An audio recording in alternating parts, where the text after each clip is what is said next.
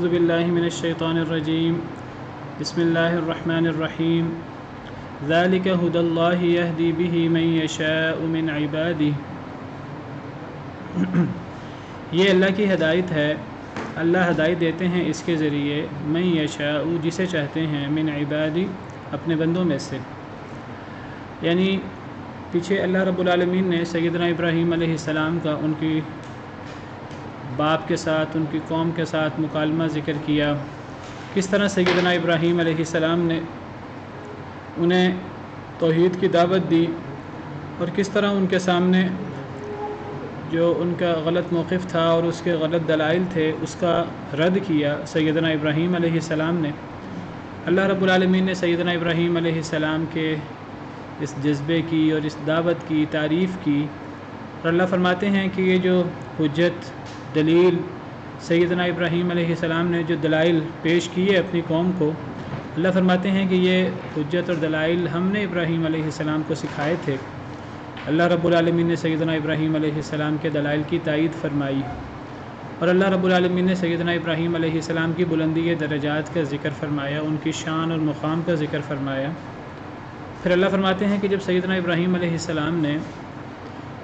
اللہ کے لیے یہ قربانیاں دیں تو پھر اللہ رب العالمین نے حضرت ابراہیم علیہ السلام کی قدردانی کی، ان کو امام بنایا، ان کا مقام بلند کیا، ان کو انعامات دیے بہت زیادہ، ان کو اسحاق اور یعقوب جیسے بیٹے دیے۔ پہلے سیدنا اسماعیل علیہ السلام کی صورت میں فرما بردار حکمت والا بیٹا عطا فرمایا، پھر اسحاق اور یعقوب جیسے بیٹے اور پوتے عطا کیے، اور اللہ فرماتے ہیں کہ ان سب کو حضرت ابراہیم علیہ السلام کی طرح ان سب کو ہم نے ہدایت دی۔ کوئی انسان کتنا ہی نیک کیوں نہ ہو جائے، یہ اس کا ذاتی کمال نہیں ہوتا، اس کی ذاتی نیکی نہیں ہوتی، یہ اللہ رب العالمین کی توفیق اور ہدایت سے ہوتا ہے، اور یہ سراسر اللہ رب العالمین کا انسان پر احسان ہوتا ہے، اور انسان کو اس حقیقت کو سمجھنا چاہیے۔ کسی نیکی کو، کسی اچھی بات کو اپنا فخر قرار دینا اور اس کی نسبت اپنی طرف کرنا، یہ اللہ والے مسلمانوں کا یہ کام نہیں ہے، یہ دنیا داروں کا، اللہ کے وہ لوگ جن پر اللہ کا غضب ہوتا ہے ان کا یہ کام ہے کہ انہیں کوئی مال و دولت ملتا ہے، کوئی اقتدار ملتا ہے، وہ اس کی نسبت اپنی طرف کرتے ہیں اور سمجھتے ہیں کہ یہ ہماری وجہ سے ہے، ہماری صلاحیت کی وجہ سے ہے۔ جس طرح شیطان نے کہا تھا انا خیر منہ خلقتنی من نار وخلقتہ من طین، جب اللہ نے فرمایا تھا جب اللہ نے فرشتوں کو اور شیطان کو کہا کہ سیدنا آدم علیہ السلام کو سجدہ کرو، شیطان نے کہا کہ میں کیوں سجدہ کروں، میں تو ان سے بہتر ہوں، اور بہتری کی وجہ یہ ہے کہ اے اللہ آپ نے مجھے آگ سے پیدا کیا اور جس کو آپ نے مٹی سے پیدا کیا ہے، تو آگ سے پیدا ہونے والا مٹی سے پیدا ہونے والے کو سجدہ کیوں کرے۔ کتنی بھونڈی سی دلیل دی شیطان نے اللہ کی بات نہ ماننے کی، اس کو کہتے ہیں عذر گناہ بدتر از گناہ۔ تو وہ یہی غور کر لیتا اپنی دلیل پر کہ وہ اللہ سے کہہ رہا ہے اے اللہ میں اس سے بہتر ہوں، میری بہتری کی دلیل یہ ہے کہ اے اللہ آپ نے مجھے آگ سے پیدا کیا اور آپ نے اس آدم کو مٹی سے پیدا کیا ہے۔ اس کی اس دلیل کے اندر ہی اس کا رد ہے کہ وہ جس اللہ نے اسے حکم دیا کہ آدم کو سجدہ کرو، اور آدم کو اللہ رب العالمین نے فرشتوں پر اور جنوں پر فوقیت دی، اس طرح شیطان نے اس فوقیت کو تسلیم نہ کیا، تو شیطان کہنے لگا کہ میں بہتر ہوں، اور بہتری کی دلیل اس نے دی کہ اے اللہ آپ نے مجھے آگ سے پیدا کیا ہے اور آپ نے اس آدم کو مٹی سے پیدا کیا ہے، حالانکہ یہ اللہ کا ہی حکم تھا۔ اللہ نے ہی شیطان کو آگ سے پیدا کیا، جنوں کو، اور اللہ نے ہی آدم کو مٹی سے پیدا کیا۔ جس اللہ نے پیدا کیا تھا جنوں کو آگ سے اور انسان کو مٹی سے، وہی اللہ حکم دے رہا تھا۔ تو یہاں آدم اور ابلیس کی کوئی ذاتی چپکلش نہیں تھی اور کوئی ذاتی مقابلہ نہیں تھا، یہ تو اللہ رب العالمین نے فضیلت دینی تھی جو فضیلت دی تھی، اور اللہ فرماتے ہیں جو اللہ کسی کو کسی پر فضیلت دے تو اس فضیلت کی تمنا نہ کرو، وَلَا تَتَمَنَّوْا مَا فَضَّلَ اللَّهُ بِهِ بَعْضَكُمْ عَلَىٰ بَعْضٍ۔ اب یہ اللہ کا حکم تھا، شیطان نے یہ دیکھنے کی بجائے، یہ غور کرنے کی بجائے کہ یہ اللہ کا حکم ہے، اس نے اللہ کے حکم کے بالمقابل اس نے انکار کیا، تکبر کیا اور آگے سے اپنی بھونڈی دلیل پیش کر رہا ہے۔ تو قارون نے کہا، جب اللہ نے فرمایا اللہ نے تجھے اتنا مال دیا ہے تو اب تیری ذمہ داری ہے کہ تو اللہ کا شکر ادا کر، اللہ کے ویسے نیکی کر جس طرح اللہ نے تیرے ساتھ احسان کیا۔ وَأَحْسِن كَمَا أَحْسَنَ اللَّهُ إِلَيْكَ وَلَا تَبْغِ الْفَسَادَ فِي الْأَرْضِ، زمین میں فساد نہ کر۔ تو وہ کہنے لگا قَالَ إِنَّمَا أُوتِيتُهُ عَلَىٰ عِلْمٍ عِندِي، وہ کہنے لگا مجھے تو یہ سارا مال اور یہ ساری نعمتیں تو میرے علم کی وجہ سے، میری صلاحیت کی وجہ سے ملی ہیں۔ تو یہ جو انسان مال و دولت کی، اقتدار کی، نیکی کی، ہدایت کی نسبت اپنی طرف کر دیتا ہے، چاہے وہ دنیا کی نعمتوں کی نسبت اپنی صلاحیتوں کی بنا پر کرے، اپنی محنت کی طرف اس کی نسبت کرے، یا وہ دینداری کی نسبت اپنی ذات کی طرف کرے، تو یہ تکبر ہے، اور دین کا تکبر تو دنیا کے تکبر سے بھی بہت بڑا ہوتا ہے۔ تو اگر کوئی نیک ہے تو وہ اللہ کی دی ہوئی ہدایت سے۔ سیدنا اسماعیل علیہ السلام نے جب حضرت ابراہیم علیہ السلام نے انہیں خواب سنایا کہ میں نے خواب میں دیکھا ہے کہ میں آپ کو ذبح کر رہا ہوں، تو تم بتاؤ کہ تمہاری کیا رائے ہے، تو سیدنا اسماعیل علیہ السلام نے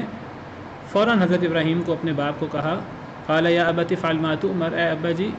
آپ کر گزریے جو آپ کو حکم دیا گیا ہے، ستجدنی ان شاء اللہ من الصابرین، ان قریب آپ مجھے اگر اللہ نے چاہا صبر کرنے والوں میں سے پائیں گے۔ یہ نہیں کہا کہ میرا کمال یہ ہے کہ میں صبر کروں گا اور اس صبر کی نسبت اپنی طرف کی، بلکہ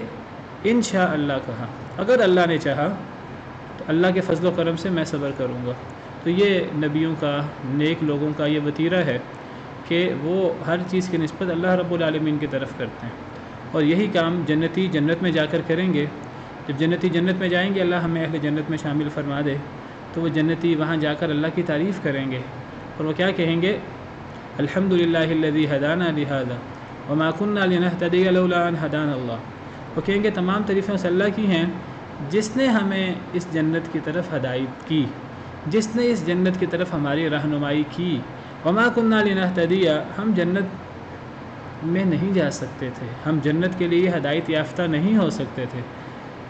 لولا ان ہدانا اللہ، اگر اللہ ہمیں ہدایت نہ دیتے۔ تو انسان کا، اللہ والوں کا، نبیوں کا یہ طریقہ کار ہے جو اللہ نے سکھایا کہ وہ اللہ کی طرف نسبت کرتے ہیں۔ اللہ فرماتے ہیں کلن ہدینا، ہر ایک کو ہم نے ہدایت دی تھی، اور نوح علیہ السلام کو بھی ہم نے ہدایت دی تھی، اور پھر اللہ نے بہت سارے انبیاء کرام علیہ السلام کا ذکر فرمایا۔ میں کل کی تفصیل سے بحث کر چکا ہوں کہ یہاں جو تمام انبیاء کرام علیہ السلام کا ذکر ہے یہ حضرت ابراہیم کی اولاد میں سے ہیں۔ یہاں ومن ذریتہ سے حضرت ابراہیم کی اولاد مراد ہے کہ حضرت نوح علیہ السلام کی اولاد مراد ہے، تفصیل سے کل کی بحث ہو گئی ہے۔ تو اللہ فرماتے ہیں کہ صرف ابراہیم، اسحاق اور یعقوب کو، اور صرف نوح علیہ السلام کو، ان سے پہلے ہی ہم نے صرف ان کو ہدایت نہیں دی، بلکہ ان تمام انبیاء کرام علیہ السلام کو، جن 18 انبیاء کا ذکر ہوا ہے ان آیات میں، ان سب کو بھی ہم نے ہدایت دی۔ اور پھر صرف انہیں ہی نہیں بلکہ ان کے آباء و اجداد، ان کی اولادیں اور ان کے بھائیوں میں سے بھی بہت سو کو ہم نے ہدایت دی، اور ہم نے انہیں چن لیا اور ہم نے انہیں سیدھے رستے کی طرف ہدایت دی۔ اب اللہ فرما رہے ہیں آیت نمبر 88 میں، یہ اللہ کی ہدایت ہے، یہدی بہ من یشاء من عبادی، اللہ ہدایت دیتے ہیں اس کے ذریعے جسے چاہتے ہیں اپنے بندوں میں سے۔ تو کوئی شخص نیکی کر کے یہ نہ سمجھے کہ میرا کمال ہے، کسی شخص کا کوئی کمال نہیں ہے، یہ اللہ کی توفیق سے کسی نے نیکی کی ہے۔ تو ایک انسان کو نیکی کر کے بھی اللہ کا شکر ادا کرنا چاہیے کہ اللہ نے مجھے توفیق دی کہ میں نیکی کروں، ورنہ اگر اللہ کی توفیق نہ ہوتی تو انسان تو اتنا کمزور ہے کہ انسان نیکی بھی نہیں کر سکتا اللہ کی توفیق کے بغیر۔ وَلَوْ أَشْرَكُوا لَحَبِطَ عَنْهُمْ مَا كَانُوا يَعْمَلُونَ، اگر یہ سب شرک کر لیں، لَحَبِطَ عَنْهُمْ، البتہ ضائع ہو جائے ان سے، مَا كَانُوا يَعْمَلُونَ، جو یہ عمل کرتے تھے۔ اب دیکھیے کتنی عظیم جملہ ہے، کتنی عظیم آیت ہے، کتنا عظیم آیت کا ٹکڑا ہے۔ اللہ رب العالمین یہاں شرک کی مذمت بیان فرما رہے ہیں کہ شرک اتنا منحوس عمل ہے، اتنا منحوس عمل ہے کہ اللہ انبیاء کرام علیہ السلام کا ذکر کر رہے ہیں، 18 انبیاء کرام علیہ السلام کا ذکر فرمایا، اور اللہ فرماتے ہیں کہ یہ انبیاء کرام علیہم السلام جو تمام انسانیت سے، تمام انسانوں سے افضل ہیں، اتنے افضل ہونے کے باوجود سیدنا ابراہیم علیہ السلام، سیدنا نوح علیہ السلام، جو ایک تو عمومی طور پر انبیاء تمام انسانوں سے افضل ہیں، پھر میں نے ذکر کیا تھا کہ انبیاء میں کچھ نبی ہوتے ہیں اور کچھ نبی ہونے کے ساتھ ساتھ رسول بھی ہوتے ہیں۔ ہر رسول نبی ہوتا ہے لیکن ہر نبی رسول نہیں ہوتا۔ تو جو رسول ہیں وہ انبیاء کرام علیہم السلام سے افضل ہیں۔ پھر یہ جو رسول ہیں ان کی تعداد بھی بعض احادیث جن میں اگرچہ وہ ضعف بھی ہے ان سے پتہ لگتا ہے کہ انبیاء کرام علیہم السلام کی تعداد 1 لاکھ سے اوپر ہے اور رسولوں کی تعداد کوئی 300 کے قریب، واللہ تعالی عالم۔ تو یہ جو رسول ہیں ان رسولوں میں بھی بعض سے زیادہ افضل ہیں، تلک الرسل فضلنا بعضهم علی بعض، اور ان میں سے اولو العزم رسول فاصبر کما صبر اولو العزم من الرسل، وہ تو بہت تھوڑے ہیں، وہ 5 ہیں۔ قرآن کریم کی 2 آیتوں میں اللہ رب العالمین نے ان 5 انبیاء کرام علیہم السلام کو اکٹھا ذکر فرمایا ہے۔ پھر ان 5 میں بھی سب سے افضل پیارے نبی صلی اللہ علیہ وسلم ہیں، جو تمام انسانیت، تمام آدم علیہ السلام کی اولاد کے سردار ہیں، اور تمام انبیاء کرام علیہم السلام تمام رسولوں کے بھی سردار ہیں، سید الانبیاء والمرسلین ہیں۔ تو ان 18 انبیاء کرام علیہم السلام میں اللہ نے صرف عام نبیوں کا ذکر نہیں فرمایا، بلکہ اللہ نے ان نبیوں میں رسولوں کا بھی ذکر فرمایا، اور جو ان رسولوں میں سے بھی افضل ترین رسول ہیں اور جو اولو العزم رسول ہیں، سیدنا ابراہیم علیہ السلام، سیدنا نوح علیہ السلام، یہ اولو العزم 5 رسولوں میں شامل ہیں، یہ دونوں سیدنا ابراہیم اور سیدنا نوح علیہم السلام اجمعین۔ تمام رسولوں پر اللہ کی طرف سے سلامتی ہو، اللہ کی طرف سے درود اور رحمتیں ہوں۔ تو اللہ ان جلیل القدر انبیاء کرام علیہم السلام، رسول عظام، اور ان میں سے بھی جو افضل ترین رسول ہیں ان کا ذکر کر کے بھی، ان 18 انبیاء اور رسول کا ذکر کر کے، اور ان کے وہ باپ دادا اور ان کی وہ اولادیں اور وہ ان کے بہن بھائی جن کے بارے میں اللہ فرماتے ہیں کہ ہم نے انہیں چن لیا تھا اور ہم نے انہیں سیدھے رستے کی طرف ہدایت دی تھی، ان سب کا ذکر کر کے اللہ فرماتے ہیں کہ اگر یہ بھی شرک کر لیں تو شرک اتنا منحوس عمل ہے کہ ان کے سارے نیک اعمال ضائع ہو جائیں۔ یعنی جو شخص شرک کرتا ہے تو وہ شرک کر کے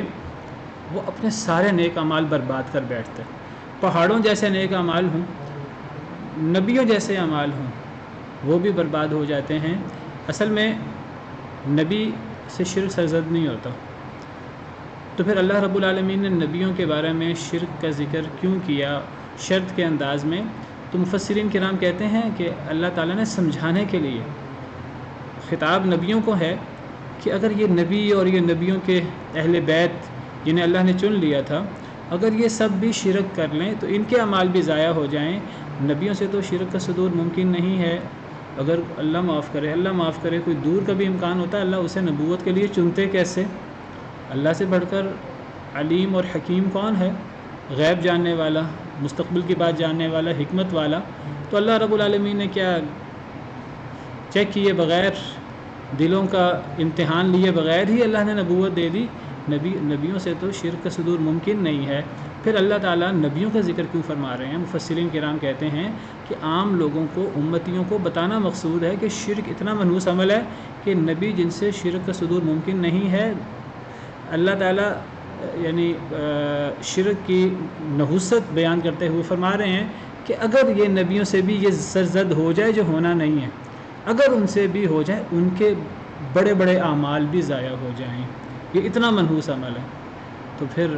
اگر ایک امتی شرک کرے تو پھر اس کا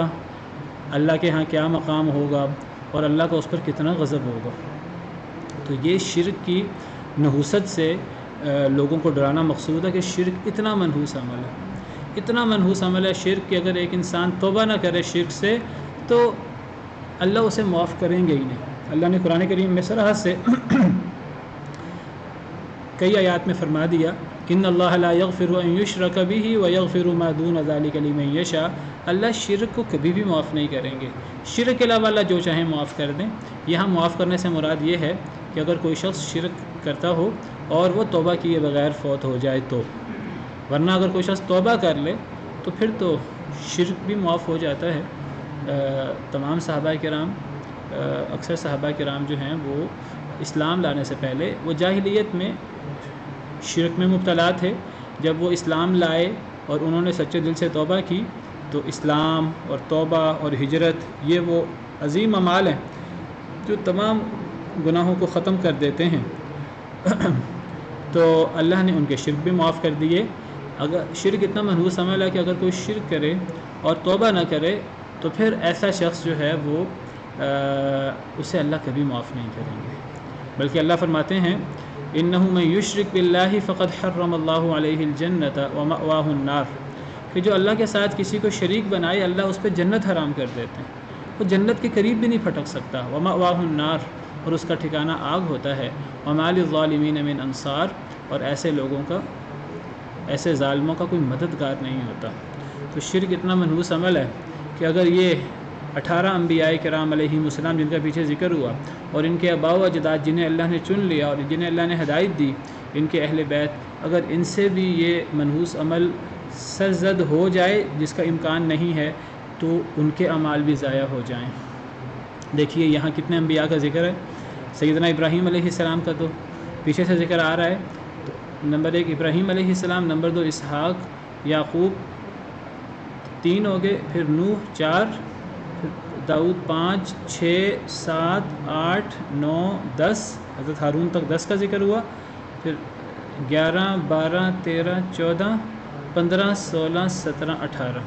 یہ 18 انبیاء کرام علیہم السلام اور اللہ کے رسولوں کا، جلیل القدر رسولوں کا یہاں ذکر ہے، اور پھر آگے ان کے اہل بیت کا ذکر ہے، آباء و اجداد کا، اولادوں کا، بھائیوں کا ذکر ہے جنہیں اللہ نے چن لیا۔ اللہ فرماتے ہیں اتنے برگزیدہ ہونے کے باوجود اگر یہ شرک میں مبتلا ہو جائیں تو ان کے سارے اعمال ضائع ہو جائیں، والعیاذ باللہ۔ یہاں نبی کریم صلی اللہ علیہ وسلم کا ذکر نہیں ہے۔ سورہ زمر میں تو اللہ تعالیٰ نے شرک کی مذمت بیان کرتے ہوئے فرمایا کہ اے نبی صلی اللہ علیہ وسلم، آپ تمام انسانوں کے، تمام آدم علیہ السلام کی اولاد کے سردار ہیں، بلکہ آپ تمام انبیاء اور رسول کے بھی سردار ہیں، سید الانبیاء والمرسلین ہیں۔ اگر بالفرض صرف امت کو سمجھانے کے لیے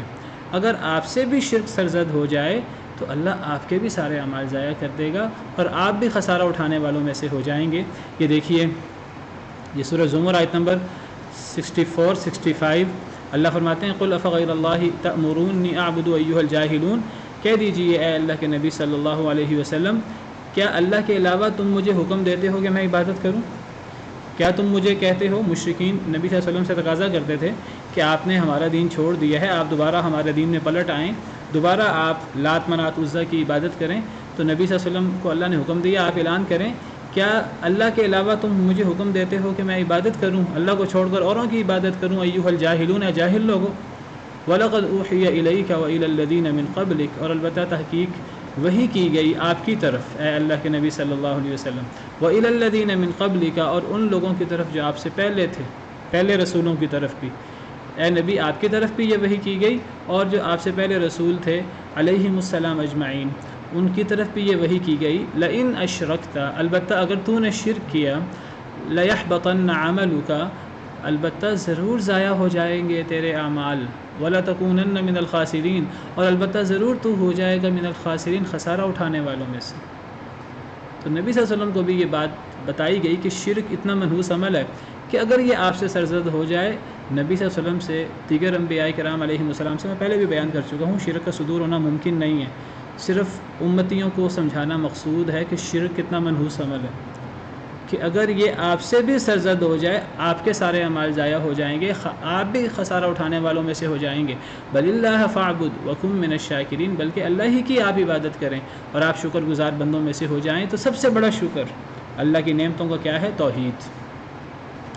تو یہ شرک اتنا منحوس عمل ہے، اتنا منحوس عمل ہے، لیکن آپ دیکھیے کہ آج شیطان نے ہمیں کیا وسوسہ ڈالا ہے، شیطان نے ہمیں کتنا بے خوف کر دیا ہے۔ صحابہ کرام رضوان اللہ علیہم اجمعین جنتوں کی بشارت ملی انہیں، اور نبی صلی اللہ علیہ وسلم نے بالعموم بھی جنت کی بشارت دی اصحاب بدر کو، اور پھر ان میں سے کئی ایسے صحابہ کرام ہیں جنہیں انفرادی طور پر نام لے کر باقاعدہ جنت کی بشارت ملی۔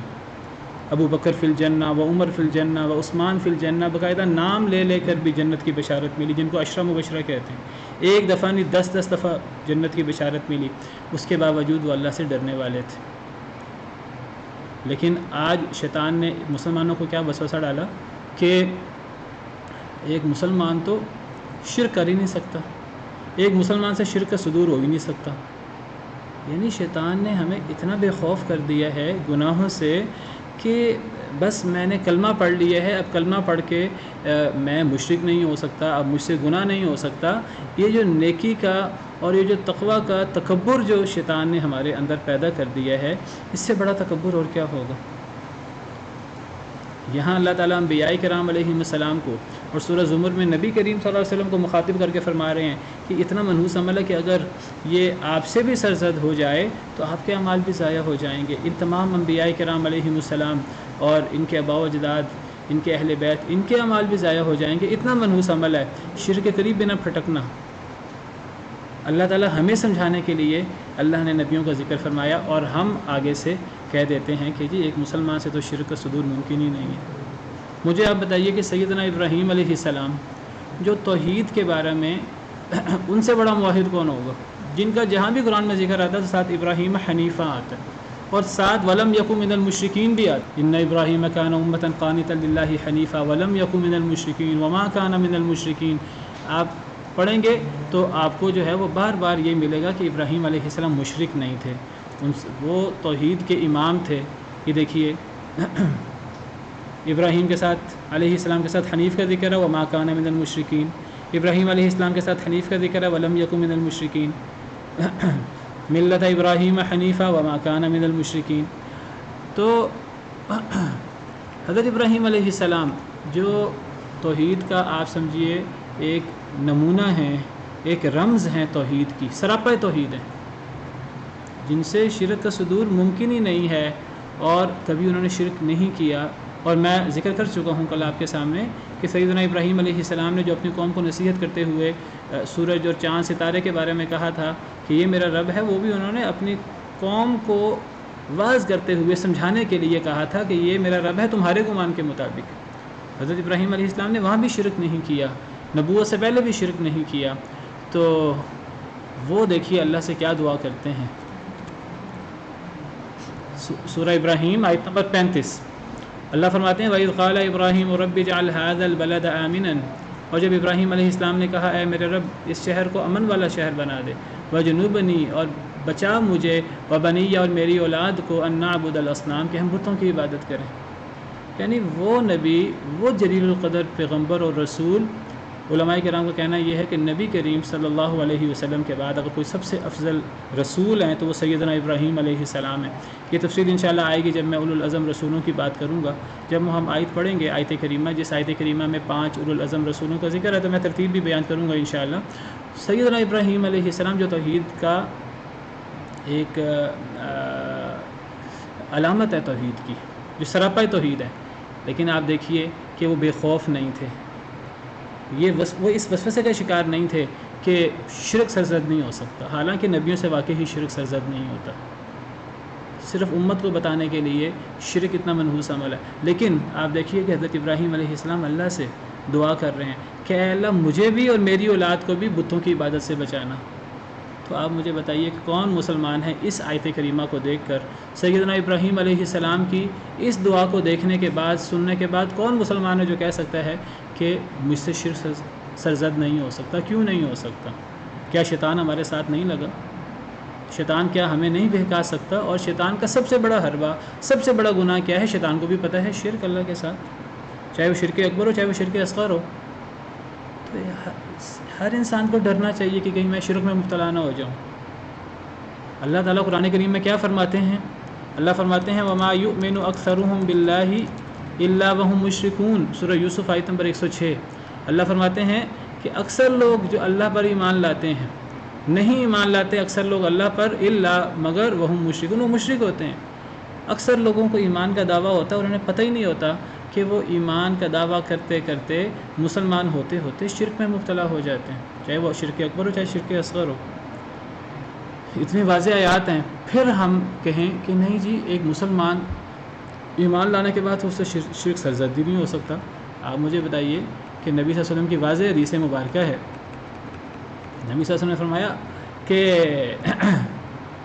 یہ صحیح بخاری کی حدیث ہے، سیدنا ابو ہریرہ راوی ہیں، حدیث نمبر 7116، نبی صلی اللہ علیہ وسلم نے فرمایا لا تقوم الساعة حتى تضطرب علیات نساء دوس علی ذی الخلصہ، کہ اس وقت تک قیامت قائم نہیں ہوگی جب تک کہ دوس قبیلے کی عورتیں وہ ذی الخلصہ بت جو ہیں وہ اس کا طواف نہ کریں۔ علیات ویسے پشت کو کہتے ہیں، پیٹھ کو، مراد یہ ہے کہ دوس قبیلے کی عورتوں کی پیٹھیں وہ ذو الخلصہ نامی بت کے ارد گرد حرکت کریں۔ بامحاورہ معنی یہ ہے کہ اس وقت تک قیامت قائم نہیں ہوگی، یعنی قرب قیامت دوس قبیلے کی عورتیں دوبارہ ذی الخلصہ نامی بت کی عبادت کریں گی، دوبارہ اس کا طواف کریں گی، دوبارہ ذو الخلصہ نامی بت کے پاس آئیں گی، اور وہی جاہلیت کے کام جو جاہلیت میں مشرکین ذی الخلصہ نامی بت کے ساتھ کرتے تھے، وہی کام قرب قیامت دوس قبیلے کی عورتیں یہ کام کریں گی۔ اور ذو الخلصہ کیا ہے؟ یہ وہ بت ہے دوس قبیلے کا، جاہلیت میں جس کی وہ عبادت کرتے تھے۔ تو آپ مجھے بتائیے کہ امام بخاری نے باب قائم کیا ہے کہ قرب قیامت لوگ دوبارہ بتوں کی عبادت شروع کر دیں گے، یعنی مسلمان دوبارہ بتوں کی عبادت کی طرف چلے جائیں گے۔ اور آپ دیکھیے آج اس کی کتنی واضح مثالیں موجود ہیں کہ اللہ معاف کرے، عرب ممالک جو ہیں وہ غیر مسلموں کو ان کے معبد اور معبد خانے بنا کر دے رہے ہیں، اور ہمارے ہاں پاکستان میں اسلام آباد میں جو اسلام کے نام پر جس شہر کا نام ہے، وہاں باقاعدہ معبد خانے جو ہیں وہ بت گھر جو ہیں، بت کودے وہ باقاعدہ اپنے خرچے سے تعمیر کر کے دیے جا رہے ہیں، اللہ معاف کرے۔ تو یہ کہنا کہ ایک مسلمان تو مسلمان ہونے کے بعد شرک میں مبتلا ہی نہیں ہو سکتا، وہ جو نبی صلی اللہ علیہ وسلم کی حدیث مبارکہ ہے کہ میں تم پہ شرک سے نہیں فلاں چیز سے ڈرتا ہوں، یہ ایک انداز ہے کسی چیز کی مذمت کا، اس کا مطلب یہ نہیں ہے کہ مسلمان مشرک نہیں ہو سکتا۔ اس طرح بعض احادیث میں ہے کہ اس امت کا سب سے بڑا فتنہ جو ہے وہ مال ہے، وہاں مال کی مذمت بیان فرمائی۔ اس کا مطلب یہ نہیں ہے کہ اس امت کے لوگ مال کے علاوہ دوسرے فتنوں میں، شرک میں اور ریاکاری میں اور قتل و غارت میں اور فتنوں میں، دیگر فتنوں میں مبتلا نہیں ہو سکتے۔ بعض احادیث مبارکہ میں مردوں کے لیے عورتوں کو سب سے بڑا فتنہ قرار دیا گیا ہے، اس کا مطلب یہ نہیں کہ اب مال فتنہ نہیں ہے۔ اصل میں بعض احادیث میں کسی ایک چیز کو ہائی لائٹ بعض دفعہ کیا جاتا ہے اس انداز سے، تو تمام احادیث کو، تمام آیات کو مد نظر رکھ کر معنی کیا جاتا ہے۔ تو یہ کتنا بڑا وسوسہ ہے کہ ایک مسلمان بے خوف ہو جائے کہ مجھ سے تو شرک ہو ہی نہیں سکتا، مجھ سے تو گناہ ہو ہی نہیں سکتا، اور پھر وہ علی اعلان شرک کرے، ریاکاری کرے، اور وہ مطمئن ہو کہ مجھ سے تو یہ چیزیں سرزدی نہیں ہو سکتی، ایک مسلمان تو مشرک ہو ہی نہیں سکتا۔ اللہ تعالیٰ انبیاء کرام علیہم السلام کو مخاطب کر کے فرما رہے ہیں اگر تم سے یہ سرزد ہو جائے، تمہارے اعمال ضائع ہو جائیں، تو یہ اتنا منحوس عمل ہے شرک۔ تو شرک سے ہر وقت اپنا جائزہ لینا چاہیے، کہیں ہم شرک اکبر، شرک اصغر میں مبتلا تو نہیں ہو رہے؟ کہ آج ایسے لوگ نہیں ہیں جو قبروں کے پاس جا کر قبروں پہ سجدے کرتے ہیں؟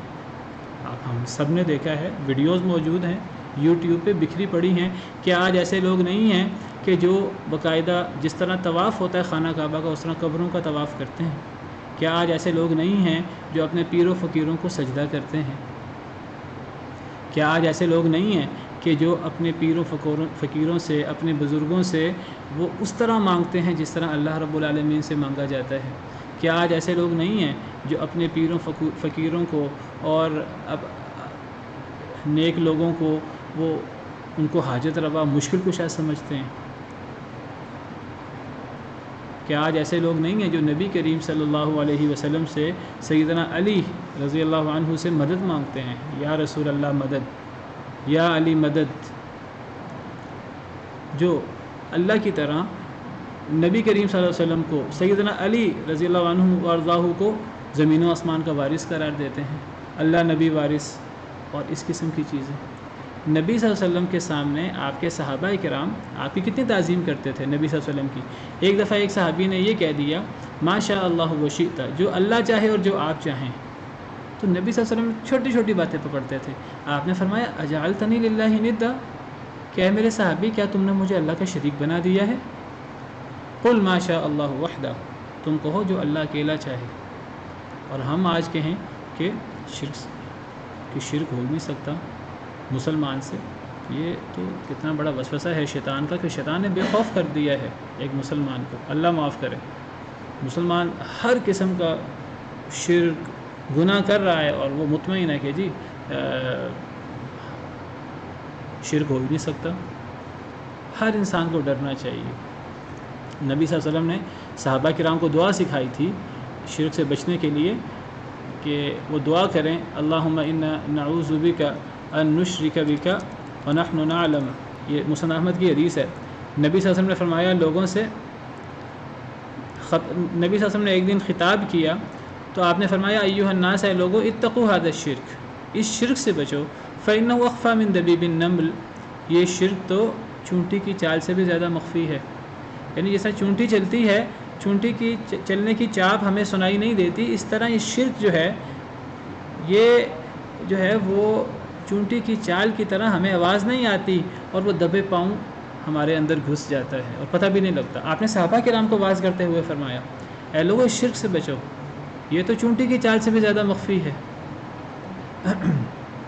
فقال له من شاء اللہ ان یقول، تو نبی تو کہا، عرض کیا جسے اللہ نے چاہا کہ وہ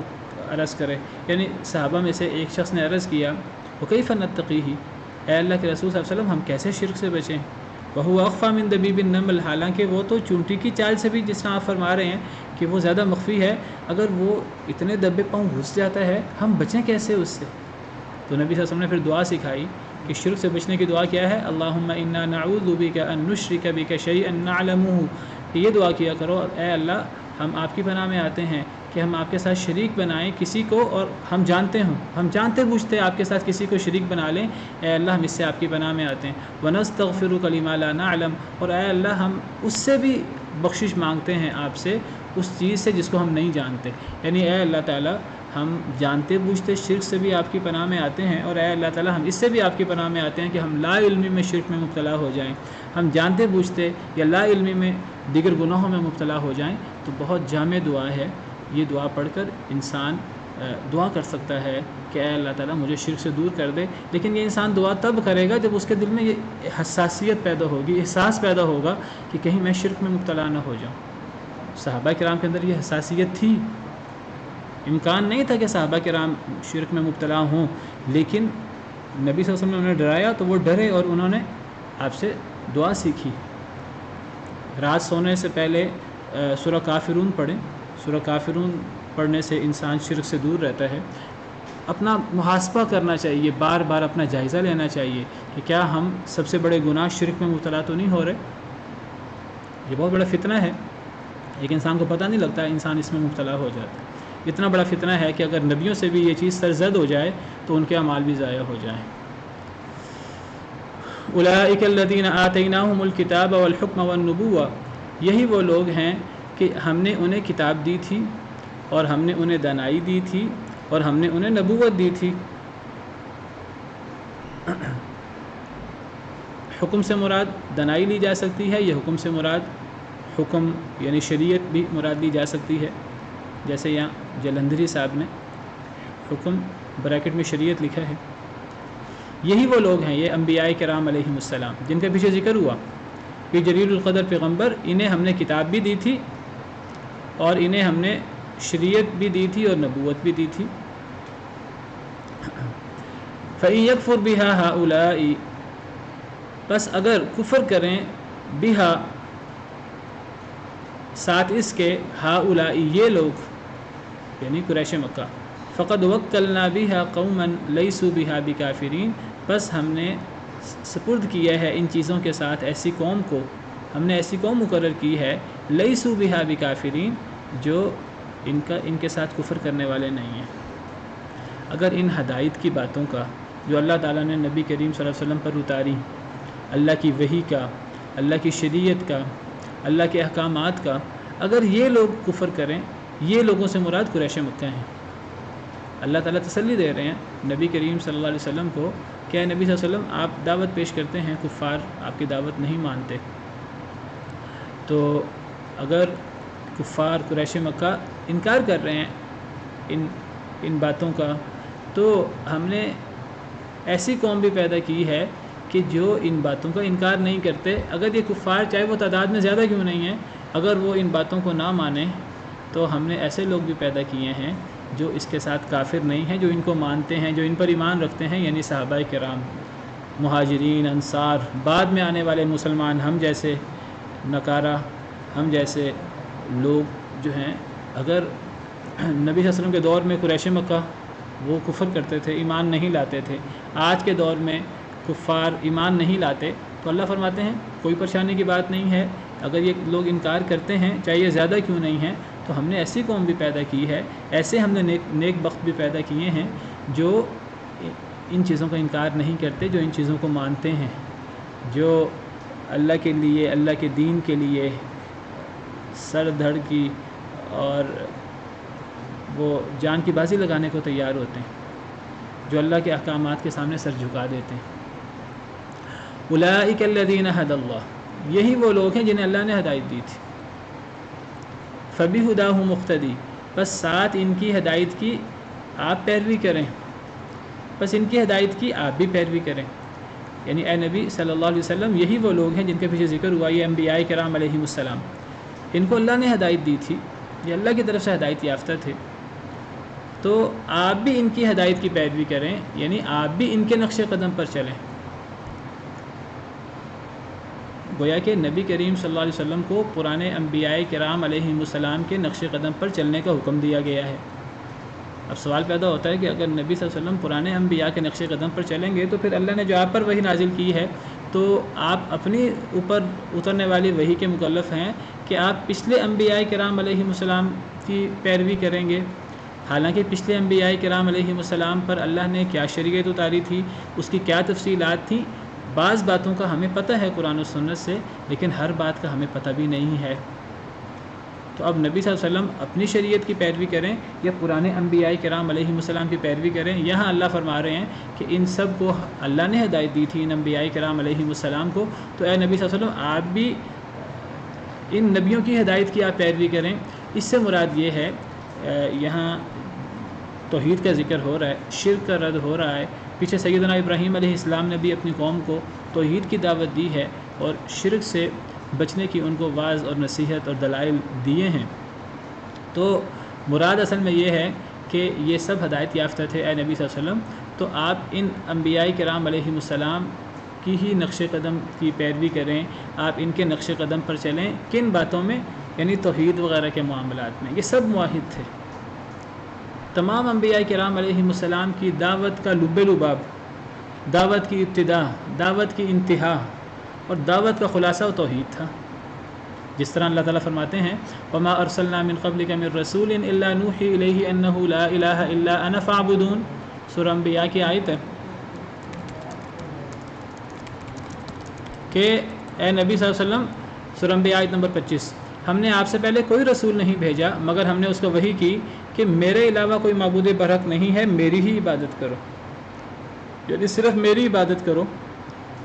اللہ وحدہ لا شریک کی توحید کی اللہ نے حکم دیا ہر نبی کو، نبی سے پہلے، نبی صلی اللہ علیہ وسلم سے پہلے جتنے رسول آئے، ہر رسول کو اللہ نے یہی وحی کی۔ ان انبیاء کرام علیہم السلام کی دعوت کا وحی کا خلاصہ توحید تھا، لا الہ الا اللہ تھا، اور اسی بات کی دعوت انبیاء کرام علیہم السلام نے اپنی قوم کو دی۔ اللہ تعالیٰ سورہ نحل میں فرماتے ہیں وَلَقَدْ بَعَثْنَا فِي كُلِّ أُمَّةٍ رَّسُولًا أَنِ اعْبُدُوا اللَّهَ وَاجْتَنِبُوا الطَّاغُوتَ، ہم نے ہر امت میں رسول بھیجا، اور اس رسول کی دعوت کا خلاصہ کیا تھا؟ اللہ کی عبادت کرو اور طاغوت سے یعنی شرک سے بچو۔ یہ ہر نبی کی دعوت کا خلاصہ تھا۔ ہر نبی کی دعوت کی ابتدا ہی توحید سے ہوتی تھی۔ نبی صلی اللہ علیہ وسلم نے اپنی قوم کو دعوت کی ابتدا کی ہے تو قولوا لا الہ الا اللہ تفلحوا، لا الہ الا اللہ کہو تم کامیاب ہو جاؤ گے، تملک العرب والعجم، تم عرب و عجم کے مالک بن جاؤ گے۔ سیدنا معاذ بن جبل کو بھیجا یمن میں تو فرمایا کہ اے معاذ، سب سے پہلے جو تم نے انہیں دعوت دینی ہے فَلْيَكُنْ أَوَّلَ مَا تَدْعُوهُمْ إِلَيْهِ شَهَادَةُ أَن لَا إِلَٰهَ إِلَّا اللَّهُ وَأَنَّ مُحَمَّدًا رَسُولُ اللَّهِ۔ سب سے پہلے جو آپ نے انہیں اہل یمن کو دعوت دینی ہے وہ لا الہ الا اللہ اور محمد رسول اللہ کی دعوت دینی ہے۔ تو تمام انبیاء کرام علیہ السلام کی جو دعوت کا خلاصہ ہے وہ توحید ہے، اور یہاں توحید کی بات ہو رہی ہے، شرک کے رد کی بات ہو رہی ہے۔ تو اے اللہ کے رسول صلی اللہ علیہ وسلم، اے میرے حبیب، ان سب انبیاء کرام اور رسولوں کو علیہم السلام اجمعین اللہ نے ہدایت دی تھی، آپ ان کی ہدایت کی پیروی کریں، آپ ان کے نقش قدم پر چلیں۔ کن باتوں میں؟ یعنی توحید کے معاملات میں جو انہوں نے توحید کا عملی نمونہ، زبردست نمونہ پیش کیا سیدنا ابراہیم علیہ السلام نے اور دیگر انبیاء کرام علیہ السلام نے، صراحت کے ساتھ نبی صلی اللہ علیہ وسلم کو ملت ابراہیمی کی پیروی کا حکم دیا گیا ہے۔ فاتبع ملت ابراہیم حنیفہ، ملت ابراہیم کی پیروی کریں۔ وما کان من المشرکین، وہ مشرک نہیں تھے، وہ یک طرفہ تھے۔ ملت ابراہیمی سے مراد بھی توحید ہے، اور توحید کے علاوہ وہ چیزیں انبیاء کرام علیہ السلام کی دعوت میں، جو چیزیں ان انبیاء کے دین میں اور نبی صلی اللہ علیہ وسلم کے دین میں، نبی صلی اللہ علیہ وسلم پر جو وحی ہوئی اس میں مشترک ہیں۔ اصل میں یہ بات یاد رکھیے کہ تمام انبیاء کرام علیہ السلام کا دین ہو یا نبی کریم صلی اللہ علیہ وسلم کا دین ہو، تو وہ دین جو ہے وہ ایک ہی ہے، اس دین کا نام دین اسلام ہے۔ تو دین اسلام جو ہے یہ تمام انبیاء کرام علیہ السلام کا دین ہے، دین اسلام۔ تو ان هذه امتکم امۃ واحدہ وانا ربکم فاعبدون، بے شک یہ تمہاری امت ایک ہی امت ہے اور میں تم سب کا رب ہوں، میری عبادت کرو۔ سورہ انبیاء میں اور دیگر کئی آیات کریمہ میں اللہ تعالیٰ نبی صلی اللہ علیہ وسلم کو فرماتے ہیں کہ اے نبی صلی اللہ علیہ وسلم، اللہ تعالیٰ بہت سارے انبیاء کا ذکر کر کے فرماتے ہیں کہ یہ جو سب انبیاء کرام علیہ السلام ہیں یہ سب ایک ہی امت ہے اور میں تم سب کا رب ہوں، میری عبادت کرو۔ تو پتہ لگا تمام انبیاء کرام علیہ السلام کا دین ایک ہی تھا، ایک ہی دعوت تھی ان کی، توحید کی، اور دیگر جو انہوں نے دعوت پیش کی تو وہ دعوت جو ہے وہ ایک جیسی تھی۔ تو حدیث مبارکہ میں بھی آتا ہے کہ قرآن کریم سے بھی ثابت ہوتا ہے ان الدین عند اللہ الاسلام، اللہ کے نزدیک دین اسلامی ہے اور اسلام کے علاوہ کوئی اور دین قبول نہیں کیا جا سکتا۔ تو تمام انبیاء کرام علیہ السلام کا ایک ہی دین تھا۔ اس ایک ہی دین کا مطلب یہ ہے کہ تمام انبیاء کرام علیہ السلام کے دین میں توحید ہو یا موٹے موٹے احکامات ہو، نماز، روزہ، زکوٰۃ، حج، سچ بولنا، انصاف کرنا، ظلم نہ کرنا، زیادتی نہ کرنا اور اس قسم کی چیزیں، موٹی موٹی چیزیں ایک تھیں، تفصیلات میں کچھ اختلاف ہو سکتا ہے۔ اس کو حدیث میں اس طرح تعبیر کیا گیا ہے، تمام انبیاء کرام علیہ السلام کا دین ایک ہی تھا، شریعتیں مختلف تھیں، لِكُلٍّ جَعَلْنَا مِنْكُمْ شِرْعَةً وَمِنْهَاجًا۔ تو جو اس آیت کریمہ میں نبی کریم صلی اللہ علیہ وسلم کو تمام انبیاء کرام علیہ السلام کی ہدایت کی پیروی کرنے کا حکم دیا گیا ہے، اس سے مراد یا تو توحید وغیرہ کے معاملات میں جو مشترکہ ہیں، یا وہ معاملات ہیں جو تمام انبیاء کرام علیہ السلام کے دین میں موٹے موٹے احکامات جو ایک جیسے تھے، مثلا نماز، روزہ، زکوٰۃ، حج وغیرہ، یہ تمام انبیاء کرام علیہ السلام کے دین میں تھا، کیونکہ تمام انبیاء کرام علیہ السلام کا دین اسلامی تھا۔ موٹے موٹے احکامات ایک ہی تھے، نماز کی رکعتوں کا فرق ہو سکتا ہے، نماز کے اوقات کا فرق ہو سکتا ہے، زکوٰۃ کی نصاب کا فرق ہو سکتا ہے، روزوں کس دن کے روزے رکھنے ہیں اس کا فرق ہو سکتا ہے۔ تو لیکن اصل چیز انبیاء کرام علیہ السلام کے دین میں موجود تھی، مشترک چیزیں۔ تو اس آیت کریمہ میں جو اللہ تعالیٰ نے نبی صلی اللہ علیہ وسلم کو پرانے انبیاء کرام علیہ السلام کی ہدایت کی پیروی کرنے کا حکم دیا، یا تو اس سے مراد توحید ہے، یا اس سے مراد وہ احکامات ہیں جو دین اسلام کے موٹے موٹے احکامات ہیں جو تمام انبیاء کرام علیہ السلام کی دعوت میں مشترک تھے، یا اس سے مراد وہ احکامات ہیں کہ جن احکامات کی تائید شریعت محمدی سے بھی علی صاحب صلاۃ والسلام سے ہوتی ہے۔ کچھ ایسے احکامات بھی ہیں پرانے انبیاء کرام علیہ السلام کی شریعتوں میں کہ وہ ہماری شریعت نے ان کو منسوخ کر دیا، اس کی پیروی کا حکم نہ نبی صلی اللہ علیہ وسلم کو ہے، نہ اس کی پیروی کا حکم ہم مسلمانوں کو ہے۔ ہاں، توحید والے معاملات یا وہ احکامات جو پرانے انبیاء کرام علیہ السلام کے دین میں، ان کی شریعتوں میں اور شریعت محمدیہ میں مشترک ہیں، وہ احکامات اور وہ احکامات کہ قرآن بھی ان احکامات کی تائید کرتا ہے، حدیث بھی ان احکامات کی تائید کرتی ہے، ان احکامات کہ نبی صلی اللہ علیہ وسلم بھی پابند تھے اور آپ کے امتی ہونے کے حوالے سے ہم بھی پابند ہیں، اور باقاعدہ اصول فقہ کے اندر ایک پوری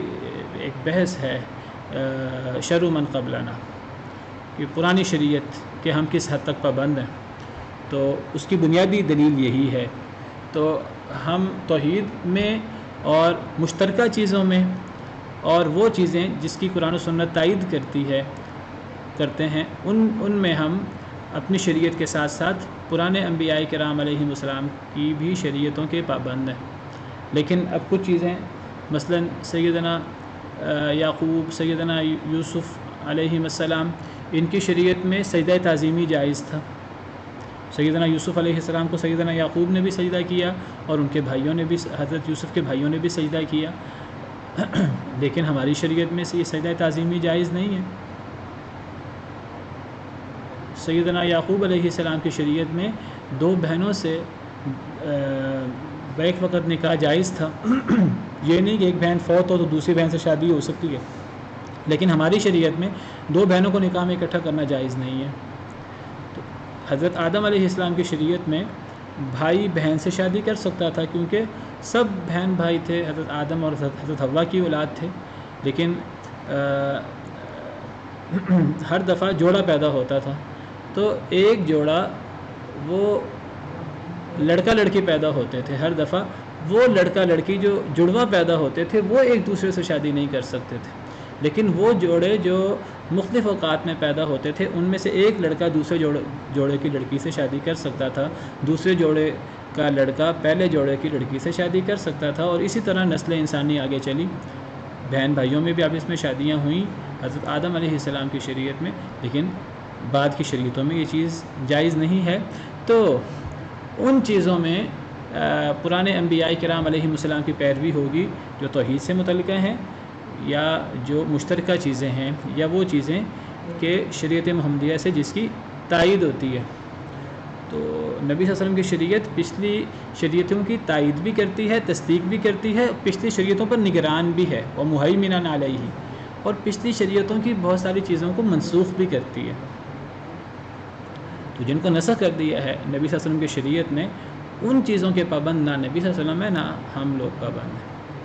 قل لا اسألکم علیہ اجرا، کہہ دیجئے میں نہیں سوال کرتا تم سے علیہ اس پر، اس دعوت و تبلیغ پر، اجرا کسی اجر کا، ان ہوا الا ذکر للعالمین، نہیں ہے وہ مگر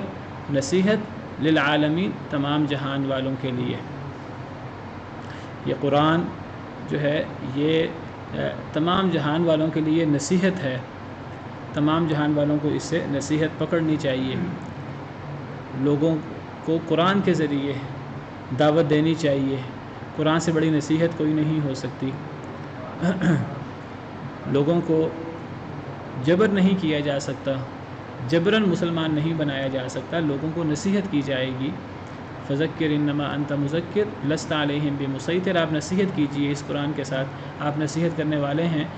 آپ لست علیہم بمسیطر، آپ ان پر دروغہ نہیں ہیں، الا من تولی وکفر، ہاں جو پھر جائے گا اور کفر کرے گا، فیعذبہ اللہ العذاب الاکبر، تو اللہ اسے بہت بڑا عذاب دیں گے۔ فذکر بالقرآن من یخاف وعید، اس قرآن کے ذریعے ڈرائیے جو میری ڈانٹ سے ڈرتا ہے۔ تو قرآن سے بڑی نصیحت اور کوئی نہیں ہے۔ کلا انہا تذکرہ،